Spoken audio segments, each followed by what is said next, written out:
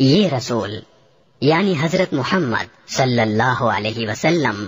اس چیز پر ایمان لائے ہیں جو ان کی طرف ان کے رب کی طرف سے نازل کی گئی ہے، اور ان کے ساتھ تمام مسلمان بھی۔ یہ سب اللہ پر، اس کے فرشتوں پر، اس کی کتابوں پر اور اس کے رسولوں پر ایمان لائے ہیں۔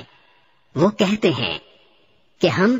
اس کے رسولوں کے درمیان کوئی تفریق نہیں کرتے کہ کسی پر ایمان لائیں کسی پر نہ لائیں، اور وہ یہ کہتے ہیں کہ ہم نے اللہ اور رسول کے احکام کو توجہ سے سن لیا ہے اور ہم خوشی سے ان کی تعمیل کرتے ہیں۔ اے ہمارے پروردگار،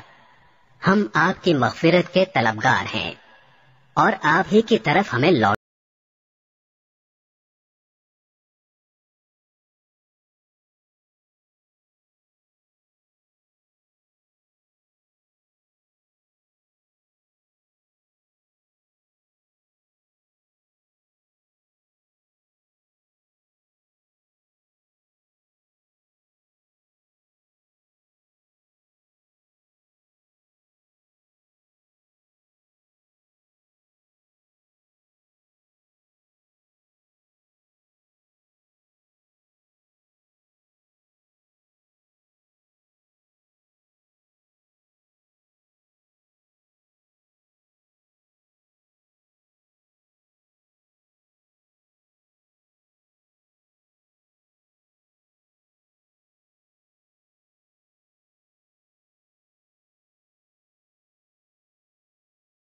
کو